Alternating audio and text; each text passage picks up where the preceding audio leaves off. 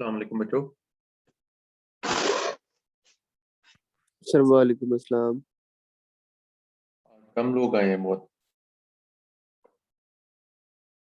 Yes sir. हो रहे होंगे है ना।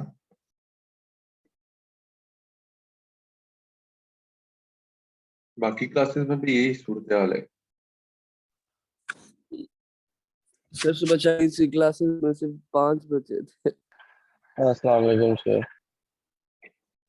वालेकुम। ये देखो हालात की हालत देखो, सलाम मुश्किल से हो रहा है इससे।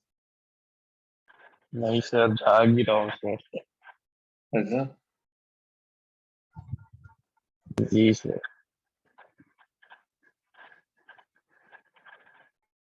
अच्छी बात है।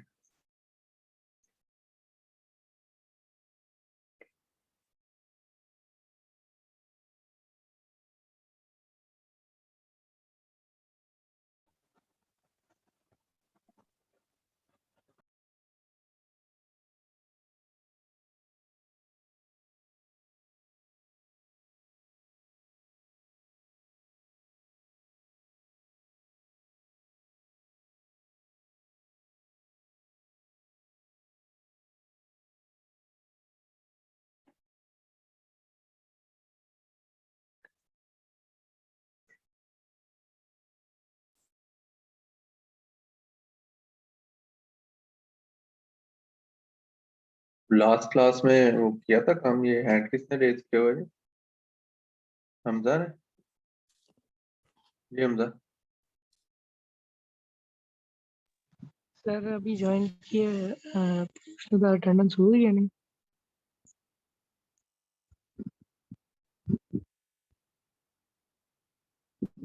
अल्लाह खैर करेगा, हो जाएगी, घबराना नहीं। सर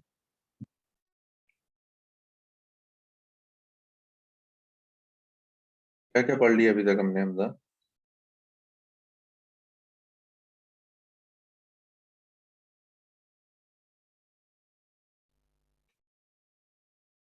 हमजा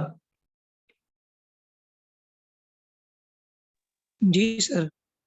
क्या क्या पढ़ लिया हमने अभी तक? सर हमने जो है लीनियर रिग्रेशन लगा पढ़ लिया, मल्टी लीनियर रिग्रेशन पढ़ा, पॉली पॉली लीनियर रिग्रेशन पढ़ा। इम्प्लीमेंट कर लिया आपने? जी सर कर लिया। Very good.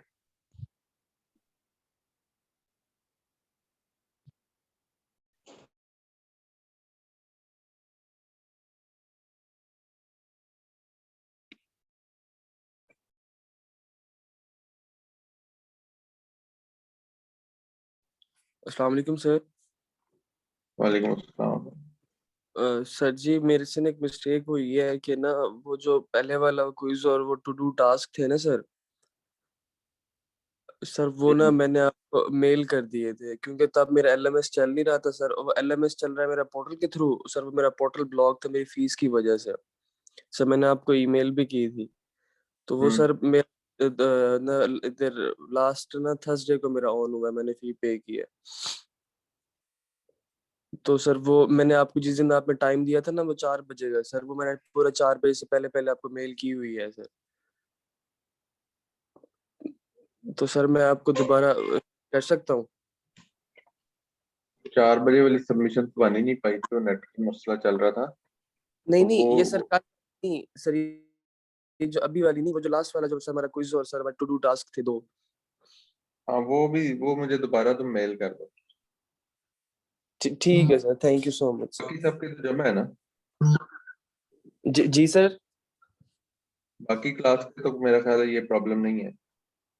नहीं सर, सर वो नो सबमिशन में सर, जो सर ये जो बस लीनियर वाली तुम मुझे ये सबमिशन। लिख के दोबारा मेल कर दो, तो तुम्हारे ओके पेनल्टी मार्क्स कटेंगे और तुम्हें बाकी के मिल जाएंगे। Okay sir, thank you so much sir. Sir वो एक्सक्यूज मी सर। जी जी। सर वो असाइनमेंट जो आपने जो खोली थी सर दोबारा सबमिशन, वो सर जिस दिन आपने खोली थी सर उस दिन हमारा इंटरनेट इशू था। वो ये रिजवी साहब को पकड़ लिया था उस दिन, ये बंद किए थे नेटवर्क। तो वो हम वो पता नहीं चल ऐसा पाया। ऐसा कर लेते हैं ना, उसको मैं आज खोल दूंगा कल तक के लिए।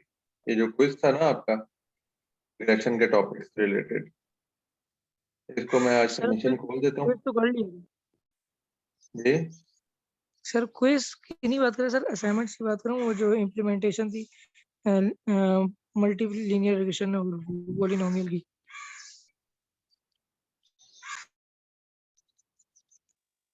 यार मुझे ईमेल कर दो, मैं देखता हूँ क्या करना है, इसका नहीं समझ आ रहा। ठीक है, ओके सर। ठीक है।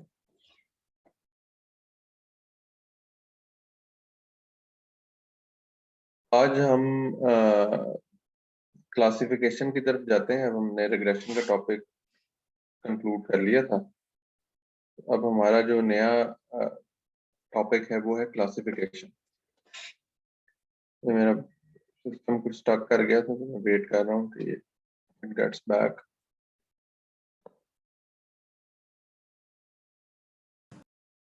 सर अनसुपरवाइज्ड मेथड पढ़ेंगे ना हम सर, क्लस्टरिंग वगैरह करेंगे, उनके क्लस्टर्स बनाएंगे रिलेटेड जो जो डाटा सेट होंगे एक दूसरे के। नहीं, हम क्लासिफिकेशन वही पढ़ रहे हैं। करेंगे। तो ये स्क्रीन शेयर हुई? हो रही है सर, हो गई सर। होगी सर, लॉजिस्टिक रिग्रेशन नजर आ रहा है। So today we are going to study this logistic regression. So इसका नाम तो regression है, but this is effectively a classification algorithm. So again, let's get back to this diagram. तीन तरह की मशीन लर्निंग अप्रोचेज हैं जो ब्रॉडर कैटेगरीज हैं। उसमें सुपरवाइज लर्निंग है, अनसुपरवाइज लर्निंग है और रीइंफोर्समेंट लर्निंग। तो ये जो अभी हमने पढ़ा है रिग्रेशन, वो सुपरवाइज लर्निंग का एक मैनिफेस्टेशन है। हमने जब वो पहला लेंथी लेक्चर पढ़ा था डॉक्टर अदील नवाब साहब वाला, उसमें हमने ये चीज देख ली थी कि सुपरवाइज लर्निंग में आपके पास ट्रेनिंग और टेस्ट डाटा दोनों मौजूद होते हैं और वो एनोटेटेड भी होते हैं, दोनों के दोनों। तो यहाँ पे आपने देखा कि एक्स ट्रेन वाई और एक्स टेस्ट और वाई ट्रेन और वाई टेस्ट हमारे पास मौजूद होते हैं। तो इसमें वो जो टेस्ट है और ट्रेन है उसके सारी कैरेक्टरिस्टिक्स हमें पता होती हैं। ये सुपरवाइज लर्निंग के अंदर हमने हर चीज को एनोटेट ऑलरेडी कर रखा होता है। तो रिग्रेशन जो है वो फोरकास्टिंग और प्रेडिक्शंस के लिए यूज होता है। आपने देख लिया, हमने इसके ऊपर कई तरह की डिफरेंट अप्रोचेस रिग्रेशन की लीनियर और नॉन लीनियर स्टडी कर ली। आज से हम ये क्लासिफिकेशन एल्गोरिथम्स की तरफ आ रहे हैं। क्लासिफिकेशन एल्गोरिथम्स जो होते हैं वो एज सच किसी चीज को प्रिडिक्ट नहीं कर रहे होते, बल्कि वो कैटेगराइज कर रहे होते हैं कि ये जो एक इंस्टेंस है ये किस कैटेगरी में फॉल करेगा। फॉर एग्जांपल आप कह देते हैं कि ये जो पेशेंट या ये जो डाटा पड़ा हुआ है, ये फॉर एग्जांपल ये पेशेंट जो है इसको डिजीज है या नहीं है। एक पेशेंट का एक्सरे है, उस एक्सरे को देख के हमने ये बताना है कि इसको डिजीज है या नहीं है। इसी तरह क्रेडिट कार्ड की बहुत सारी ट्रांजैक्शन है हमारे पास, और एक गिवन ट्रांजैक्शन को देख के हमने बताना है कि ये फ्रॉडुलेंट ट्रांजैक्शन है या नहीं है। कस्टमर रिटेंशन की यहाँ एग्जांपल दी हुई है।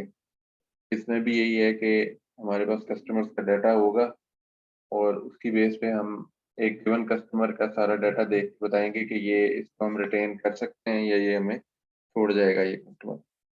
तो ये सारी चीजें जो है इसमें फोरकास्टिंग या प्रिडिक्शन टाइप चीजें नहीं है। जैसा कि उसमें एक लाइन ड्रॉ करते थे और लाइन के अंदर एक्स के कॉरेस्पॉन्डिंग वाई की वैल्यू हम देख रहे होते थे, तो वो एक प्रिडिक्शन की चीज है। ये जो है ये क्लासिफिकेशन है। दोनों प्रॉब्लम्स की नोयत में फर्क समझ आ रहा है आपको? इसमें काइंड ऑफ बाइनरी डिसीजन है यस सर। कि क्या ये काम होगा, ऐसा कुछ है या नहीं है। तो ये क्लासिफिकेशन में फॉल करता है। लॉजिस्टिक रिग्रेशन जो है वो एक ऐसा रिग्रेशन मॉडल है जो कि इंटर्न क्लासिफिकेशन करने में हमें मदद देता है। तो लीनियर और मल्टीपल रिग्रेशन और इसी के साथ पॉलिनोमियल रिग्रेशन, ये चीजें तो हमने देख ली। और लीनियर रिग्रेशन ये आपके सामने है। इस तरह की एक लाइन हम ड्रॉ कर लेते हैं और इस लाइन पे फिर मैं y x की कोई भी वैल्यू दे के, यहाँ पे फॉर एग्जांपल मैंने x की ये वैल्यू दे दी, तो मैं यहाँ से इधर जाऊंगा, इस लाइन से मैं y की वैल्यू फाइंड आउट करूंगा, तो मुझे पता लग जाएगा कि यार ये वैल्यू प्रिडिक्टेड वैल्यू है। तो ये एक डिफरेंट चीज है, इसमें हम कोई कैटेगराइजेशन नहीं कर रहे। थोड़ा आगे चले जाएंगे तो वो कहेगा कि ये वाली वैल्यू, इसमें हरगिज ये नहीं पता लग रहा कि ये कस्टमर रहेगा या नहीं रहेगा, या इस पर बीमारी है या नहीं है। अगर हमारा डाटा इस नोयत का हो, ये एक डाटा है जिसके अंदर ये जो प्लॉट रेड पॉइंट जो कि हमारे डाटा पॉइंट्स होते हैं, ये है कि फॉर एग्जांपल एक कंपनी है, उसने एक ऑफर लगाई है। आजकल ऑफर्स आती है ना बहुत सारी, यस ये जो कुछ ना कुछ डिस्काउंट की स्कीम्स होती हैं या अदरवाइज, तो उसमें है कि एज की बेसिस पे ये फिगर आउट किया जा रहा है कि क्या ये ऑफर हमारी ऑप्ट करेगा या नहीं करेगा। जीरो का क्या मतलब कि ऑफर ऑप्ट नहीं करेगा। वन का क्या मतलब कि ऑफर ऑप्ट कर लेगा, यानी कि उस ऑफर को अवेल करने की कोशिश करेगा। अब ये एज जो है वो एक्स एक्सिस पे हमारी बढ़ रही है। इससे क्या समझ आ रही सर, जैसे से है? एक इससे बार अगर ये 0 एज है और ये 70 एज है, तो यहाँ से आप अगर ये मिड से थोड़ा सा पहले 30 के अराउंड अगर आप देखें, तो लोग यहाँ से ऑनवर्ड इस ऑफर को एक्सेप्ट करना शुरू कर रहे हैं। और जैसे जैसे हम इस जगह से ऑनवर्ड जाते हैं, तो उसके मुताबिक फिर सारे लोग ही इसको ऑप्ट कर रहे हैं। तो अगर इसको हम 50 कह दें से, तो 30 से लेके 50 तक कुछ चांसेस हैं कि ये बंदा ऑफर को एक्सेप्ट करेगा। इसी तरह इस जगह से पीछे अगर देखें, तो इस जगह से पीछे सारे ही नहीं इसको ऑप्ट कर रहे हैं। ये पूरा एक हमें पैटर्न सा नजर आ रहा है एज के हिसाब से कि कौन से लोग इसको ऑप्ट करेंगे और नहीं करेंगे। तो इसको अगर हम रिग्रेशन के थ्रू करेंगे, तो ये कुछ इस तरह की लाइन ड्रॉ करेगा। रिग्रेशन हमने देख भी ली ना कि हम लीनियर रिग्रेशन अगर इसके ऊपर अप्लाई कर रहे हैं, तो वो क्या कर सकता है, उसने तो एक लाइन ड्रॉ करनी है, स्ट्रेट लाइन। वो स्ट्रेट लाइन जो वो ड्रॉ करेगा वो कुछ इसी नोयत की होगी जिस तरह की इस वक्त हमें नजर आ रही है। तो इस ड्राइंग के मुताबिक अगर हम उसको मैप करने की कोशिश करें, तो वो कोई हेल्दी हमें साइन एज सच नहीं दे पाएगा। ठीक है, यस सर, ये लाइन आपको ये वाली लग रही सही है है। कि ये ट्रू रिप्रेजेंटेशन है इस डाटा की? No sir.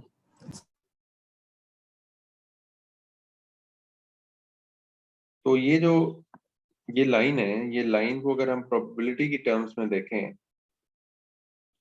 ये प्रोबेबिलिटी जो है वो 0 और 1 के दरमियान होती है। 0 प्रोबेबिलिटी का मतलब है कि ऑफर टेकअप नहीं करेगा, और 1 का मतलब है कि वो करेगा ऑफर टेकअप कर लेगा। करेगा। तो इसमें हमें यही नजर आ रहा है कि से जो 30 से लेके 50 तक लोगों का एज ग्रुप है, उसके अंदर एक प्रोबेबिलिटी एग्जिस्ट करती है कि वो इस ऑफर को ऑप्ट करें। और जैसे जैसे एज ज्यादा होती जा रही है, वैसे वैसे जो इसको अवेल करने के जो चांसेस हैं, डाटा ये शो कर रहा है कि वो बढ़ते जाते हैं। यहाँ पे ज्यादातर लोग इसको ऑप्ट कर रहे हैं एज बढ़ने पे, और कम लोग हैं जो कि ऑप्ट नहीं कर रहे। तो ये हमें इसके अंदर इस ट्रेंड लाइन के अंदर नजर आ रहा है। लेकिन एक और इसके अंदर प्रॉब्लम नजर आ रहा है, प्रोबेबिलिटी जो होती है वो 0 और 1 के दरमियान होती है। तो यहाँ पे ये अगर इस लाइन को अगर हम फॉलो करते हैं, तो यहाँ पे तो ये 1 से भी ऊपर जाती है इस जगह, which is not possible in terms of probability. और अगेन अगर हम इस जगह पे आए, इस लाइन से नीचे, तो ये 0 से नीचे माइनस में जा रहा है। Probability again can not be minus. तो यहाँ पे वैसे इसको अगर इंटरप्रेट करने की कोशिश करें, तो इसका मतलब है कि इससे ऑनवर्ड्स फॉर श्योर लोग इस ऑफर को अवेल कर लेंगे। डाटा ये शो कर रहा है, ये देखो कोई भी इससे नीचे अगर हम इस एज ग्रुप पे हैं तो इससे नीचे कोई भी ये नीचे वाली साइड पे कोई भी डाटा पॉइंट नहीं है। इसका मतलब इससे ऑनवर्ड सारे लोग गिवन जो भी स्कीम है या ऑफर है इसको अवेल कर रहे हैं। और अगर हम यहाँ पे आए तो इससे भी पीछे जितने भी एज के लोग हैं वो इसको बिल्कुल जॉब नहीं कर रहे। ये हमें एक बड़ा क्लियरली एक चीज नजर आ रही है कि हमारे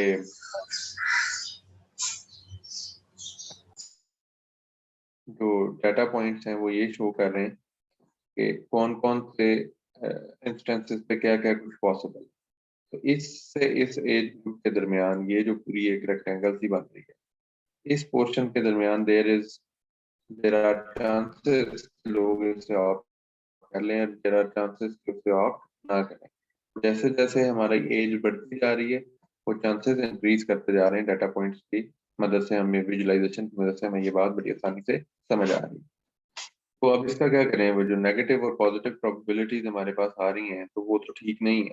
तो what we try to do is कि हम जो ऊपर लाइन जा रही थी और नीचे लाइन जा रही थी, we cut it and we flatten it from that point onward. इसका मतलब क्या है कि इसको 0 कर दो माइनस करने की बजाय, और यहाँ से जो ऊपर लाइन जा रही थी इसको 1 से ऊपर करने की बजाय 1 पे फ्लैटन कर दो। तो इस तरीके से ये एक इसकी इंट्यूशन है लॉजिस्टिक रिग्रेशन की कि ये जो सूरत हाल है ये लॉजिस्टिक रिग्रेशन बना देती है, जिसमें कि ये वाला जो पोर्शन है ये प्रोबेबिलिटी को प्रिडिक्ट करने की कोशिश कर रहा है। यहाँ पे प्रोबेबिलिटी ऑलमोस्ट 1 है और यहाँ पे प्रोबेबिलिटी ऑलमोस्ट 0 है एक एक्टिविटी करने की। तो ये 0 और 1 वाले जो हैं ये बड़े इजीली कैटेगराइज हो रहे हैं, ये नो है और ये यस है। ठीक है, तो अगर लॉजिस्टिक रिग्रेशन आप अप्लाई करते हैं, फॉर एग्जांपल जिस तरह की मैंने एग्जांपल दी आपको कि डिजीज है या नहीं है, तो इस पोर्शन में डिजीज नहीं है, इस पोर्शन में डिजीज है, और यहाँ पे दरमियान वाले पोर्शन में देयर इज अ पॉसिबिलिटी के डिजीज हो भी सकती है और नहीं भी हो सकती, तो प्रोबेबिलिटी के हिसाब से वो बताएगा। और एग्जैक्टली इसी तरह से अगर आप कहते हैं कि ये ट्रांजैक्शन फ्रॉडुलेंट है या नहीं है, तो इस पोर्शन में ट्रांजैक्शन फ्रॉडुलेंट नहीं है, इस पोर्शन में प्रोजेक्ट ये जो आपकी ट्रांजैक्शन जो है वो फ्रॉडुलेंट है, और ये जो पोर्शन है अगेन इसके अंदर चांसेस हैं कि वो फ्रॉडुलेंट हो और चांसेस है कि वो फ्रॉडुलेंट ना हो। तो जैसे जैसे हम इस डाटा के मुताबिक ऊपर जाते जा रहे हैं वैसे वैसे ये लग रहा है कि ट्रांजैक्शन फ्रॉडुलेंट है। तो ये इस पूरे जो लॉजिस्टिक रिग्रेशन का हमारा आइडिया है, इसमें आप देख रहे हैं कि हम वैल्यू को ऐसा प्रिडिक्ट करने की कोशिश नहीं कर रहे हैं, बल्कि कुछ कैटेगराइजेशन करने की कोशिश कर रहे हैं। हम ये नहीं कह रहे कि एक्स की ये वैल्यू है, फॉर एग्जांपल एक्स ये एज की वैल्यू है जी 50, तो 50 वैल्यू पे क्या एक्स ये अगर एक्स की वैल्यू 50 है तो वाई की क्या वैल्यू है, वाई की वैल्यू 3050 नहीं आ रही, वाई की वैल्यू यस और नो में से आ रही। तो यस और नो वाली जो चीज है वो फिर क्लासिफिकेशन की तरफ चली जाती है। हम मुख्तलिफ वैल्यू हर वैल्यू के लिए एक्स की हर वैल्यू के लिए हम यस और नो ही डिटरमिन करने की कोशिश कर रहे हैं, ना कि ये कह रहे हैं कि एक्स की अगर ये वैल्यू होगी तो वाई की क्या आएगी, अगर ये वैल्यू होगी तो वाई की क्या वैल्यू आएगी। तो हम जो प्रिडिक्शन है हमारी इस केस में वो यस या नो है, विच इज क्लासिफिकेशन। एक क्लास को हमने यस कह दी और दूसरी को नो कह दी। सर एक सवाल है सर, जब हम थोड़ा सा इसका सिंपल रिग्रेशन सर हमने की थी मेल और फीमेल, वहाँ पे भी हमारे पास सर 2 वैल्यूज थी, या मेल है या फीमेल है, तो वो भी सर इसी में ही आ जाएगा फिर कैटेगराइज करने को, उसमें भी या तो मेल हो सकता है या फीमेल हो सकती है, तीसरी वैल्यूज नहीं थी हमारे पास। जी जी, जहाँ पे भी मेल और फीमेल वाली होगी वो रिग्रेशन में, इस लॉजिस्टिक रिग्रेशन में वो फॉल करेगी, ओके सर। बिल्कुल ऐसे ही करेगी। तो वो अगर ये हो जिस तरह हमने कहा कि हम इन्वेस्टमेंट इतनी कर रहे हैं तो प्रॉफिट कितना आएगा, सर वो तो फिर इसमें नहीं आएगा सर, क्योंकि वो वो इसमें नहीं आएगा। वो इन्वेस्टमेंट जितनी आप ज्यादा करते जाएंगे तो पॉसिबिलिटी यही है कि प्रॉफिट आपका बढ़ता जाएगा। तो वो एक डिफरेंट नोइयत का प्रॉब्लम है। वो रिग्रेशन जो वाले रिग्रेशन है जिसके अंदर हम कोई वैल्यू को x की वैल्यू के कोरिस्पोंडिंग y की वैल्यू को प्रिडिक्ट करते हैं, ठीक है। यहाँ पे हम वैल्यू को प्रिडिक्ट नहीं कर रहे बल्कि x की वैल्यू की बेस पे y जो है वो कैटेगराइजेशन में चला गया, प्रिडिक्शन में नहीं गया। हम Yes. x की वैल्यू देख के कहेंगे कि यार ये 0 रहेगा या 1 होगा, ठीक है। Okay sir. प्रिडिक्शन और कैटेगराइजेशन ये दो चीजें ध्यान में रखते हैं। तो जो रिग्रेशन मॉडल्स हैं, जो लीनियर रिग्रेशन है, पोलिनोमियल है, और मल्टीपल जो भी हमने दीगर मॉडल्स पढ़े हैं नॉन लीनियर वाले मॉडल्स, वो सारे के सारे क्या करते हैं, प्रिडिक्शन करते हैं। वैल्यूज निकाल ये जो लॉजिस्टिक रिग्रेशन है ये क्लासिफिकेशन के एल्गोरिथम को फॉलो करता है, और उसकी वजह आपने ये देख ली कि एक्स की हर वैल्यू के कॉरेस्पॉन्डिंग या तो इसने बताना ये नो है या बताना है यस। तो एक क्लास को हम नो पे मैप कर लेते हैं, एक को हम यस पे मैप कर, हम ये भी कर सकते हैं कि ये क्वालिफाई कर जाएगा या नहीं करेगा। तो ये 1 मीन्स के क्वालिफाई कर जाएगा, 0 मीन्स के क्वालिफाई नहीं करेगा। तो ये पास फेल टाइप चीज हो जाएगी। रिग्रेशन में जो आम रिग्रेशन होगी उसमें हम क्या कर रहे होंगे, उसमें हम कहेंगे कि मार्क्स कितने आएंगे। फॉर एग्जांपल हम इस तरह से कहेंगे कि इसके मार्क्स कितने आएंगे, तो हम कहेंगे अच्छा एक्स की वैल्यू ये है, इसने इतने आवर्स पढ़ा है, तो इतने आवर्स पढ़ने के बाद इसके जो है मार्क्स वो इतने आ जाए। और ज्यादा पढ़ लिया इसके मार्क्स इतना, और ज्यादा पढ़ लिया इसके मार्क्स, बहुत कम ही पढ़ा है तो मार्क्स इतने आए, ठीक है। ये पास इसमें फेल की चीज सब है, प्रोटेक्शन करनी है। ये जो पास चीज है ये मार्क्स के, ये मार्क्स के ऊपर, और ये पास फेल, ठीक है। पास फेल की सब वैल्यूज करनी हो तो फिर क्लासिफिकेशन करेंगे। जी अच्छा, लॉजिस्टिक रिग्रेशन का थोड़ा सा हल्का फुल्का सा मैथ इसका अंडरस्टैंड करने की कोशिश करते हैं।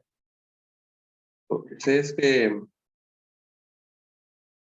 3 बॉक्सेस नजर आ रहे हैं आपको, यस यस सर। घबराना नहीं है। ये जो पहला बॉक्स है ये तो आप जानते हैं इसको, ये क्या है, sir simple regression, simple linear regression है ना। ये वो Yes, हमारी sir. y is equal to mx plus c वाली equation, y is equal to Slow. mx plus c। तो ये वाली हमारी इक्वेशन तो बड़ी सीधी सादी है, हमें पता है। तो ये एक सिग्मॉइड फंक्शन है। सिग्मॉइड फंक्शन जो है इसके थ्रू हम 1/1 plus e raised to power minus y, ये जो y की वैल्यू होती है, ये अगर हम इस पे ये सारे हम इसको सिग्मॉइड फंक्शन के थ्रू इसको अप्लाई करते हैं, तो ये क्या करता है, ये इसको 0 और 1 के दरमियान y को रखते हैं। ये जो p की वैल्यू है, सॉरी p की वैल्यू जो है ये 0 और 1 के दरमियान आ जाती है। फॉर एग्जांपल अगर हम ये कह देते हैं कि ई जो है वो नेचुरल लॉग वाला ई है, नेचुरल लॉग वाला ई की क्या वैल्यू होती है,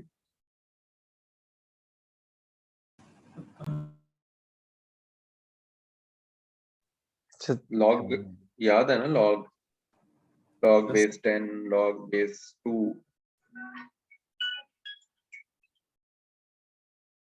अस्सलामुअलैकुम, अस्सलामुअलैकुम, हेलो भाई, मैं क्लास से धनबाद से।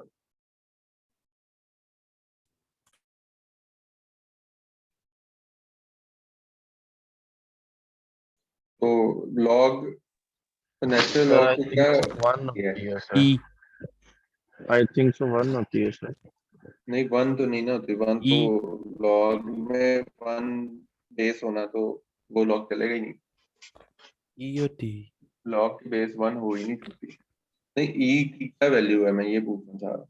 ई एक कांस्टेंट होता है, सर पॉइंट्स में होती है कोई 1.4 ऐसा कुछ या 2 कुछ और पॉइंट होती समथिंग होती है, 2 पॉइंट समथिंग, 2.7 आई थिंक, ठीक है। है जी सर। तो अगर ई की वैल्यू 2.7 है तो हम आसानी के लिए कर लेते हैं, चलो 3 कर लेते हैं, ठीक है, just for the sake of learning. तो 3 अगर इसकी वैल्यू है, तो अगर इसमें माइनस 3 की वैल्यू माइनस वो है 3 raise power minus y. 3 raise power minus 2 अगर हो तो क्या मतलब होगा इसका? माइनस का मतलब होता है 1 ओवर, इसको उल्टा कर देते हैं ना, 1 ओवर कर देते हैं। सर वो 0.11 आ रही है। माइनस का मतलब होता है जिस तरह हम कहते हैं ना x raise to the power minus 1, इसका क्या मतलब होता है?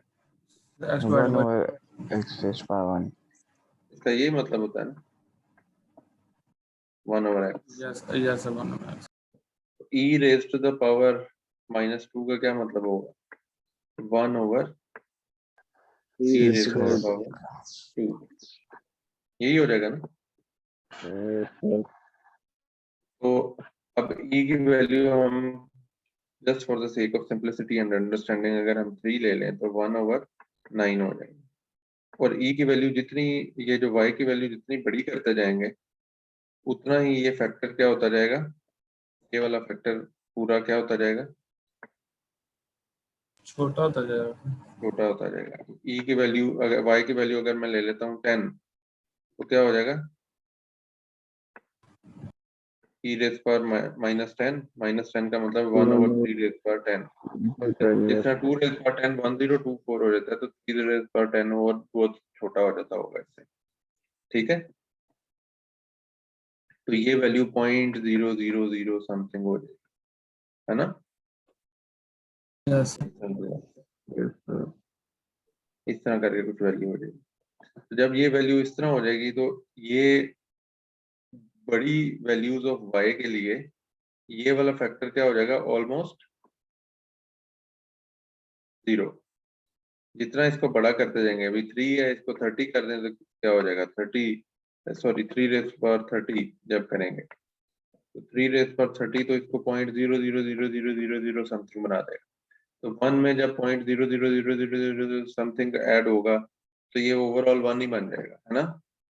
तो 1/1 ये वैल्यू बन जाएगी। समझ आ गई इस बात की? yes और कन्वर्सली अगर e की वैल्यू छोटी होगी तो उस केस में ये वैल्यू जो है ये बढ़ना शुरू हो जाएगी। ये वाली वैल्यू जो है ये जब बढ़ जाएगी तो उस सूरत में क्या होगा कि ये फैक्टर बहुत बड़ा होना शुरू हो जाएगा, नीचे वाला फैक्टर बहुत बड़ा होना शुरू हो जाएगा। तो अगर e की वैल्यू जो है वो बहुत, इसकी जो पावर है वो से मैं ये कह देता हूँ कि e की पावर माइनस, और यहाँ पे भी मैं -10 दे देता हूँ। जब -10 इसको दे दूंगा तो क्या होगा? +10 हो जाएगा, है ना। yes +10 होने का मतलब है 3 रेज टू द पावर 10 हो जाएगा। -10 की बजाय 10 हो जाएगा। 1 + 3 रेज पर 10 क्या होगा? बहुत बड़ा नंबर आ जाएगा, है ना। yes 1 + 3 रेज पर 10 will be a very big number. तो वो जो big number 1 divided by that big number क्या कर देगा इसको? सर वो बिग नंबर ही रहे। नहीं, बिग नंबर क्यों रहेगा? 1 वैसे डिवाइडेड 1 बाय डिवाइडेड पर छोटी वैल्यू हो जाएगी बहुत ज्यादा। बहुत बड़ा नंबर हो तो वो बिग नंबर सर तो नहीं ना छोटी हो आएगा, जाएगी, छोटी वैल्यू आ जाएगी सर। ऑलमोस्ट 0 आ जाएगा, Yes. 0.00000, उसके बाद आ जाएगा से 2। अगर ये कुछ आता है तो ये ऑलमोस्ट 0 के करीब चली जाए। समझ आई इस बात की? yes सर तो ये जो सिग्मॉइड फंक्शन है इसकी मैक्सिमम पॉसिबल वैल्यू जो है वो ऑलमोस्ट 1 होती है और मिनिमम पॉसिबल वैल्यू जो है वो 0 के अराउंड आ जाती है। ये 0 और 1 के दरमियान इसको बाउंड कर देता है। सिग्मॉइड फंक्शन की बात समझ आई है? इसमें तो अब किसी को कोई प्रॉब्लम नहीं है? No sir. 0 और 1 के दरमियान। अब इसके अंदर से हम y की वैल्यू को डिटरमिन करके इस इक्वेशन के अंदर से हम यूं कर सकते हैं ना कि y is equal to something, whatever something. जिस तरह इस बेसिकली इसको सॉल्व करने के y डिटरमिन करने के लिए क्या करेंगे, इस सारे फैक्टर को इधर ले जाएंगे, p × 1 + e रेज़ पर -y इज इक्वल टू 1, और फिर p को इधर ले आए, 1 को इधर ले आए, और उसके बाद फिर लॉगरिदम ले लेंगे, तो ये एक्चुअली ये हमारा पूरा एक y की वैल्यू क्या निकलेगी, ये y की वैल्यू क्या निकल आई। तो इस चीज को अगर आप करने की कोशिश करें तो वो क्या बन जाएगा, बेसिकली ये कुछ इस तरह की चीज बन जाएगी।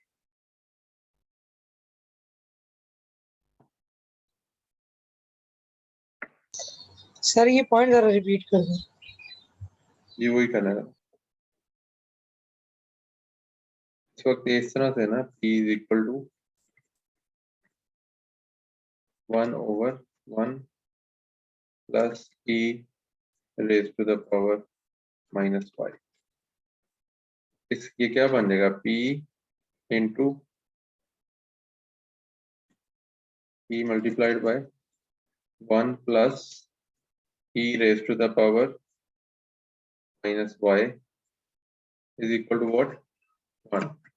इधर ये डिवाइड हो रहा है ना, इस साइड पे जाके क्या होना शुरू हो जाएगा, मल्टीप्लाई। इस सारे फैक्टर को उठा के हम इधर ले गए और यहाँ पे 1 रह गया। ये समझ आ गई। यस उसके बाद हम क्या करें, उसके बाद हम p को दूसरी साइड पे ले जाते हैं। यस सर, p डिवाइड हो जाएगा 1 plus e raise to the power y minus y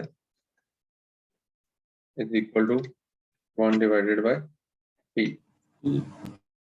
अब 1 आ जाएगा सर। 1 को उधर ले जाएं दूसरी साइड पे, तो e raise to the power -y is equal to 1/p -1। दोनों साइड पे -1 कर दिया तो ये 1 हो गया, इधर -1 आ गया। ठीक है, एलसीएम लेके 1 p और p आ जाएगा raise to the power -y is equal to, अब इसका एलसीएम लेंगे तो क्या बन जाएगा, 1 1 minus p p over p over p, यही बनेगा। तो ये Yes. 1 - p को हम ब्रैकेट में कर लेते हैं जिस तरह से हमने लिखा हुआ है उससे, क्योंकि हम इसमें ये फ्लैट लाइन नहीं डाल सकते, तो ये इस तरह की चीज बन जाएगी। ठीक है, अब इन दोनों का अगर हम इनवर्स ले लें, इनवर्स लेने से क्या हो जाएगा, कि इसको भी इनवर्स कर दो और इसको भी इनवर्स कर दो, x ओवर y की बजाय y ओवर x कर, x ओवर y करने की बजाय y ओवर x कर देंगे। अगर 2/5 इज इक्वल टू 2/5 है तो दोनों को इनवर्स कर देंगे तो क्या होगा, 5/2 इज इक्वल टू 5/2 हो जाएगा या नहीं होगा। यस 2/5 इज इक्वल टू 2/5, तो दोनों को इनवर्स कर देंगे तो क्या हो जाएगा, 5/2 इज इक्वल टू 5/2। तो अब इन दोनों को इन्वर्स करेंगे, एक्चुअली ये क्या है, 1/e raise to the power y है ना, तो इसको हम फ्लैटन कर दें तो हम अगर कहेंगे ये e raise to the power y है, तो फिर इसको भी उल्टा कर देंगे, ये क्या हो जाएगा, e डिवाइडेड बाय 1 माइनस, ठीक हो गया। यस ये जो e raise to the power -y था, इसका क्या मतलब था, इसका मतलब था कि 1/e raise to the power y, तो हमने 1 ओवर खत्म कर दिया, e रेज पावर y को ऊपर ले आए, e raise power y divided by 1, तो इसको भी उल्टा कर दिया, दोनों का इनवर्स ले लिया। अब लॉग दोनों साइडों का लें, तो log natural log of e raise to the power y,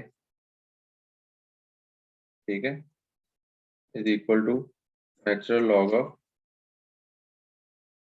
p divided by 1 minus p। ठीक है, तो नेचुरल लॉग जब लेंगे तो उसके बाद फिर हमारे पास क्या चीज आ जाएगी, y is equal to log of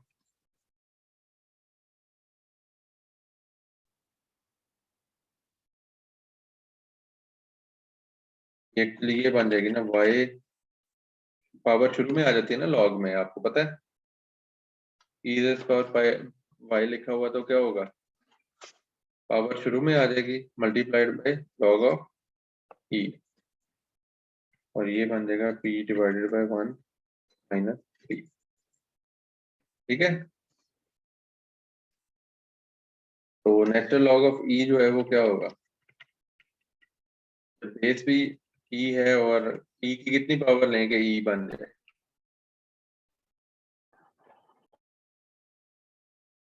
e की कितनी पावर लेंगे e बन जाए,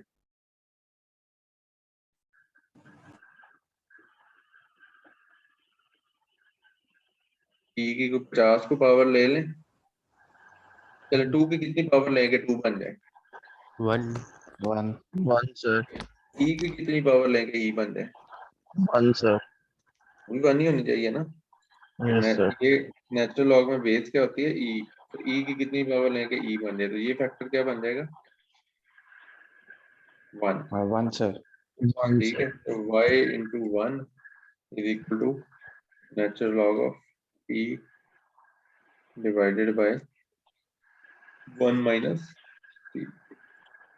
y is equal to natural log of e divided by 1 minus,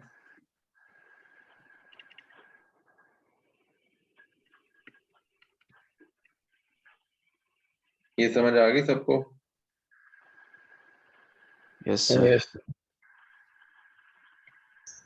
yes इस सर। तरीके से हमने ये वैल्यू डिटरमिन कर, ब्रैकेट थोड़ी सी इसमें इंग्लिश भी है।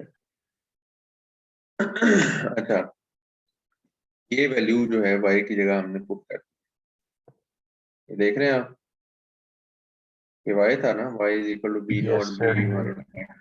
yes green box तो में put इस कर दी, चीज से अगर हम y की वैल्यू डिटरमिन करने की कोशिश करते हैं और इसको y से रिप्लेस करते हैं, तो दिस विल बी इट। समझ आ गई? yes sir, ये भी मैं कॉपी करके तो एक आपके इसमें स्लाइड्स में ऐड कर देता हूँ।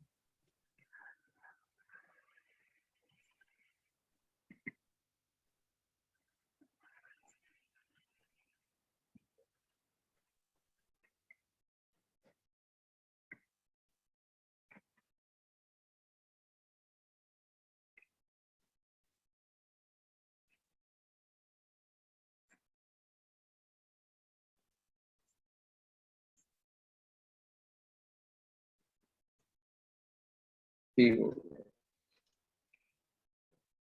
आगे चलें। यस yes, तो ये हमारे पास ग्रीन इक्वेशन आ गई। ग्रीन इक्वेशन में जब हम इस चीज को लेके आते हैं तो ग्रीन इक्वेशन फिर इसको इस फॉर्म में कन्वर्ट कर,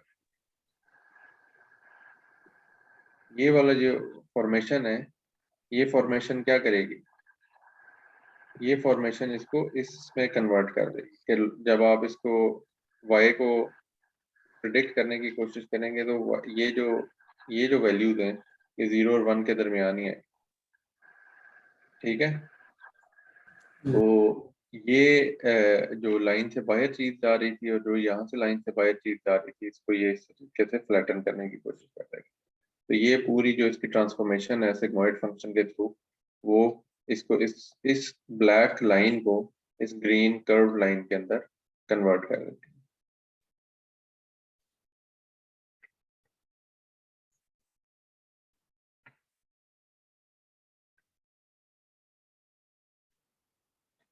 ये मैंने इसमें ऐड कर दिया, अभी आप पेस्ट करके, ये वही चीज है जो अभी हमने उस पर लिखी थी, तो आई थॉट इसको I should add in the slides ताकि जब आपके पास ये आए तो आपको प्रॉब्लम ना हो ये कैसे कैलकुलेशन।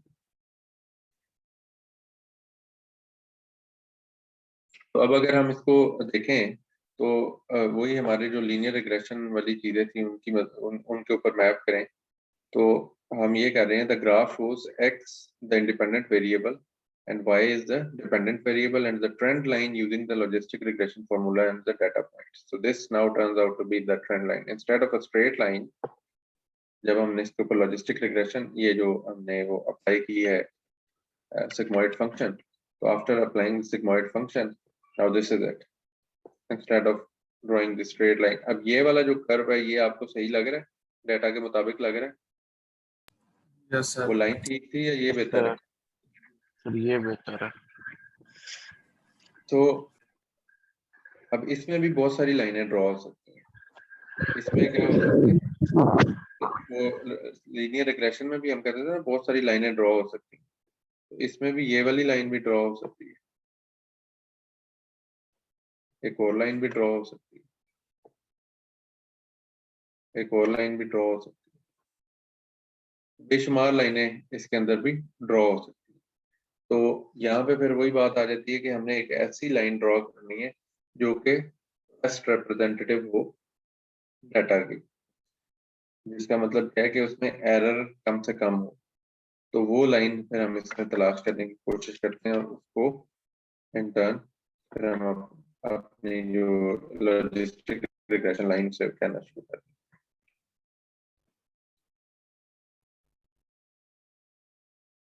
तो यहाँ पे हम जो कर रहे होते हैं वो हम p hat which is the probability, हम एक्चुअल y को कैलकुलेट नहीं कर रहे होते बल्कि y hat को हम कैलकुलेट कर रहे होते हैं, which is जिसको हम यहाँ पे p hat इस वक्त कह रहे हैं। p hat we actually calculate probability p hat for y value for different possible x values. We do not calculate actual y value के x के corresponding actual y क्या है, कि अगर ये x की वैल्यू 30 है तो 30 के corresponding y की वैल्यू 245 आएगी, 40 के corresponding y की वैल्यू जो है वो 290 आएगी। We are not calculating that. We are calculating p hat, which is the probability, whether it will be 0 or 0.2 or 0.4 or 0.8 or 0.9 or 1, whatever. तो हम इस केस में अब हम जो कैलकुलेशन कर रहे हैं वो क्या कर रहे हैं, प्रोबेबिलिटी। फॉर इंस्टेंस ये जो एग्जांपल्स हमने दी हैं कि एज अगर 20 है, 30 है, 40 है और 50 है, तो इनफैक्ट जो 20 से नीचे थे उनमें hardly somebody was buying it. So if we see it, if 20 is somewhere around here, so more or less nobody is buying this offer. ठीक है, तो इसमें यहाँ पे हमें यही नजर आ रहा है कि जो प्रोबेबिलिटी है वो 0.7% है। 0.7% का मतलब है 0.007। ठीक है, परसेंट लिखा हुआ ना, इसको आपने ये नहीं समझना कि ये वो ये परसेंट में जब आप उससे कन्वर्ट करते हैं तो 100 में से ये होती है। जब आप 30 पे जाके देख रहे हैं तो फिर थोड़े से कुछ चांसेस बन गए तो वो 23% बन गए। 40 पे जाके और ज्यादा चांसेस बन गए कि 40 एज होगी तो 85% चांसेस है कि या प्रोबेबिलिटी है कि ये बंदा इस ऑफर को अवेल कर ले। और जब आप 50 से ऊपर जाते हैं, which is this part of the line, जो कि 1 से ऊपर जा रहा था और हमने इसको फ्लैटन करके 1 के अंदर किया था, तो दिस इज 99.4% चांसेस हैं कि ये ऑप्ट कर रहे हैं। तो ये अब आपको ये बात समझ आई है कि we are not actually predicting any y value, rather we are calculating the probability over here with this modified line based on the sigmoid function. This is what we are trying to do in logistic regression. We are not calculating actual y, but y hat or p hat, whatever we try to call it. In principle, it is the probability of touching a zero line or touching one line.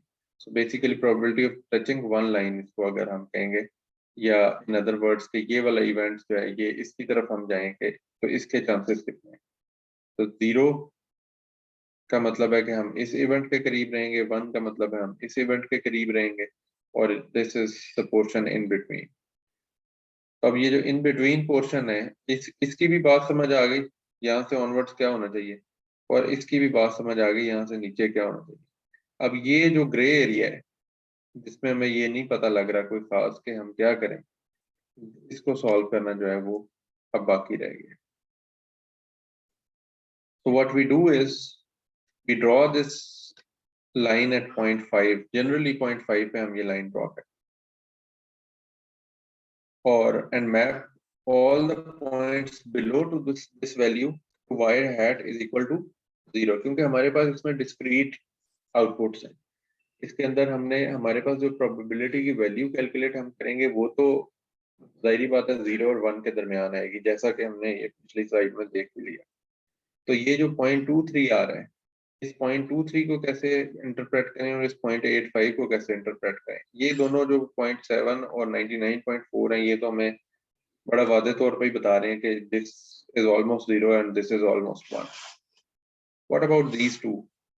तो इसके लिए फिर हम ये करते हैं कि हम we tend to draw a line at 0.5 and at 0.5 we try to make a decision. Whatever is falling below 0.5 we map it to 0, and whatever is falling above 0.5 we map it to 1. और again ये भी कोई hard and fast rule नहीं है, हम इसको भी tweak कर सकते हैं कि मैं 0.4 पे आके इसको adjust कर देता हूँ अपनी 9 को, और ये कह देता हूँ कि 0.4 and above will be treated as 1 and 0.39 and below will be treated as 0. तो ये वाली जो लाइन है इसको भी ऊपर नीचे एडजस्ट करना, that is again one of the critical experimentation based on which I would like to increase the correctness of my system. ठीक है, तो एक इसकी लॉजिस्टिक रिग्रेशन में कन्वर्जन और दूसरी ये वाली लाइन की लिक्विडेशन के इसको थोड़ा बहुत ऊपर नीचे करके ट्वीक करके हम देख लें। लेकिन मोस्ट ऑफ एक्चुअली हमारे पास दो चीजें हैं जिसकी बेसिस पे हम इसको सेट कर सकते हैं। वन इज दिस लाइन, तो generally what we do is we try to fix the line, ये वाली जो ट्रेंड लाइन है इसको हम फिक्स करने की कोशिश करते हैं और इसको 0.5 ही रख लेते हैं, क्योंकि हम लाइनें भी तो बेशुमार ड्रॉ कर सकते हैं। ठीक है, इस तरह से भी लाइन ड्रॉ हो सकती है। तो वो जो लाइनें हैं हम अमूमन उनके ऊपर उनको ड्रॉ कर रहे होते हैं, इसको 0.5 रखते हैं। तो वो लाइन की वेरिएशन की मदद से हम अपने सिस्टम की करेक्टनेस को फिक्स करने की ज्यादातर कोशिश कर रहे होते हैं, इसको 0.5 ही रख रहे होते हैं। लेकिन again practically speaking we can also tweak this value, instead के मैं कहूँ कि ये 0.5 मैं इसको इधर ले आता हूँ, मैं कहता हूँ 0.45 पे या 0.4 पे इसको कर इंस्टेड ऑफ 0.5। तो अब इससे नीचे नीचे वाले 0 पे मैप होंगे, इससे ऊपर वाले 1 पे मैप होंगे, क्योंकि इसका आउटपुट दो ही सूरतों में आ सकता है, या ये अवेल करेगा या नहीं करेगा। जी कोई क्वेश्चन है किसी का? सर मेरी क्लास में सर लीव करता हूँ आर्टिफिशियल इंटेलिजेंस की। ये भी आर्टिफिशियल इंटेलिजेंस है, 1 मिनट ठहर सर जाना। 11 बजे वो शुरू हो गई 11 बजे है सर, शुरू हो गई है।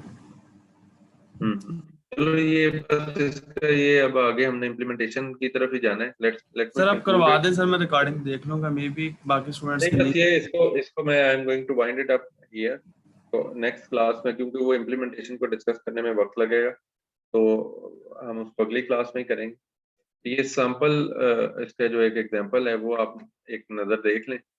तो इसमें ये हम जो एग्जांपल डिस्कस करेंगे वो यूजर आईडी है, जेंडर है, एज है और ये एस्टिमेटेड सैलरी है, और क्या ये इस ऑफर को अवेल करेगा या नहीं करेगा, परचेज करेगा चीज को या नहीं करेगा। तो इसके अंदर से हम यूजर आईडी और जेंडर को डिसरिगार्ड करेंगे, हम एज और एस्टिमेटेड सैलरी दो एट्रीब्यूट्स को सामने रखते हुए ये सोचेंगे कि एक लॉजिस्टिक रिग्रेशन मॉडल बनाएंगे जो कि इस 0 और 1 को मैप करने की कोशिश करेगा। 0 means it will not avail this scheme और 1 मीन्स ये इस ऑफर को अवेल कर लेगा। तो अगेन यहाँ पे अगर आप हम अपने वो फंडामेंटल्स को देखें तो ये दो वैल्यूज जो हैं ये बहुत ही ज्यादा डिस्प्रोपोर्शनेट है, इनको फिर हमें स्केल करना चाहिए फर्स्ट ऑफ ऑल, ताकि ये दोनों कोई ये एस्टिमेटेड सैलरी इसको इन्फ्लुएंस ना करे। ठीक है, तो हम इन दोनों को स्केल कर लेंगे और स्केल करने के बाद फिर हम इन दो कॉलम्स को अपने ट्रेनिंग डाटा में डाल देंगे, और इसको हम ये जो x है वो इन दो के ऊपर होगा, और ये y जो है वो ये कॉलम e होगा। तो x ट्रेन y ट्रेन एक पोर्शन बन जाएगा, और x टेस्ट और y टेस्ट दूसरा पोर्शन बन जाएगा, और फिर उसकी बेस पे हम स्केलिंग करने के बाद लॉजिस्टिक रिग्रेशन की क्लास ढूंढेंगे, उस क्लास के ऊपर से अप्लाई करेंगे, और फिर फर्दर उसका एनालिसिस हम करेंगे। इस नेक्स्ट क्लास में हम इसकी इम्प्लीमेंटेशन भी करेंगे, और जो क्लासिफिकेशन प्रॉब्लम्स के लिए एवेल्यूएशन करने का, जिस तरह वहाँ पे हमने R² देखा था कि R² सबसे बेहतर मेजर है, और R भी है, और उसके अलावा सिंपल सम ऑफ स्क्वायर्स भी है, एब्सोल्यूट वैल्यू को भी आप देख सकते हैं, तो उन सारों में R² हमें सबसे मुनासिब लगा था।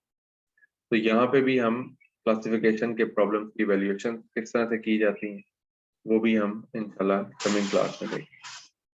सर हम मेल और फीमेल को सर डिस्कार्ड कर रहे हैं, लेकिन सर वो जो ऑफर है वो डिपेंड कर रही है कि उसमें प्रोडक्ट्स किस तरह की। we can take them on board as well। ये जेंडर को आप ऑन बोर्ड कर भी लें तो एक अच्छी पॉसिबिलिटी हो सकती है, बट इस एग्जांपल में हम नहीं करेंगे। इम्प्लीमेंटेशन जो अभी की हुई है उसमें मैंने नहीं की। ठीक है, सर नॉर्मल सर प्रोडक्ट भी डिपेंड करती है ना कि वो ज्यादा मोस्टली यूज फीमेल कर रहे हैं। Definitely yes sir. ये टीवी है, टीवी।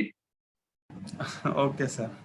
टीवी सर मेल तो करते काम में, मोबाइल कर सकते हैं सर, मोबाइल ऑलमोस्ट सबके लिए सेम ही है। हाँ, मोबाइल कर लें, टीवी कर लें।